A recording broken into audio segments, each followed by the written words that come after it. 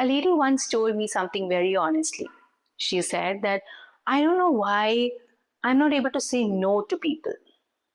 At first, it felt like a small problem, but the way she described her life, it did not feel that small. She said yes, even when she was tired. She said yes, even when she did not have the time. She said yes, even when she did not agree to that. And then later, she would feel drained, irritated, and even angry at times. Not to others, but to herself. This is when she contacted me and she was like, I don't know why I keep doing this all over again. And then I told her something that she did not expect. I said, it's not about saying no, it's about being afraid of what will happen if you say no. Think about it. Whenever it happens, whenever you are in that situation where you have to say no, what is it that is actually stopping you? It's not the word, it's the consequences that you imagine. What if they feel bad?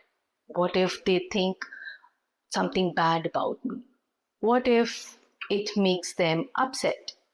What if they don't like me at all?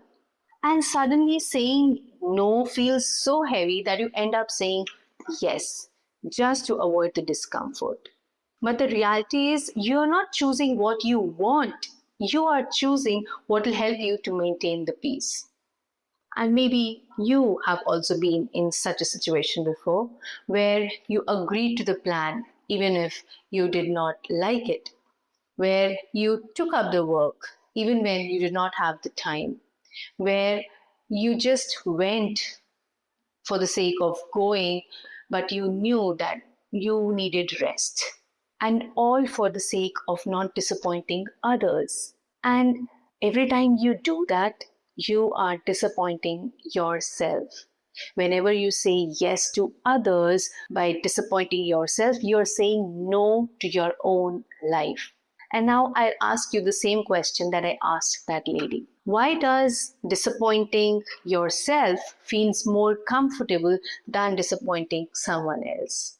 Of course, she did not answer quickly. She took some time because this question hits on a deeper level.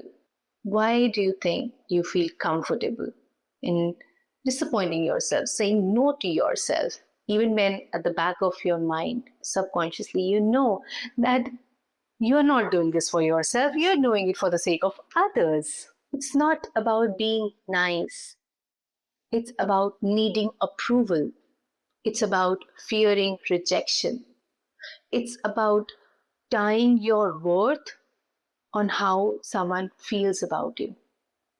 And when your worth is based on someone's liking, saying no feels like too risky. That's why you're not able to say no when you want to, because you fear rejection. You think that you'll not be considered worthy. And so saying yes seems easy. But here's the moment when you need to bring out the leader in you by stopping to choose approval over alignment. Aligning with your values, what matters to you, you should be choosing that, not about somebody else. That's what leaders do. Don't ask what will they think.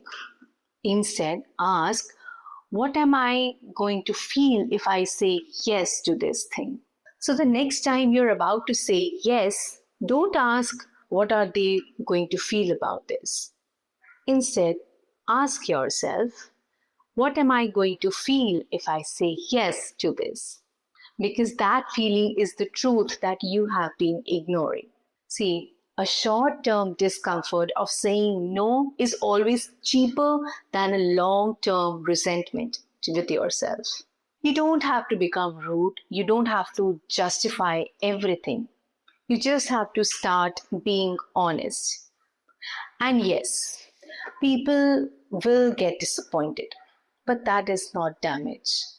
The real damage is when you think that you have to take care of everything at the cost of your own emotions. You don't have to be rude, you don't have to justify everything. All you need to do is start being honest. And yes, people will feel disappointed, but that's not damage. The real damage is when you feel that you are responsible for everything at the cost of your own emotions. The more you keep avoiding that discomfort, the more you will build a life that does not feel like yours. And the moment you start valuing yourself, saying no will not feel wrong. Saying no will not feel difficult.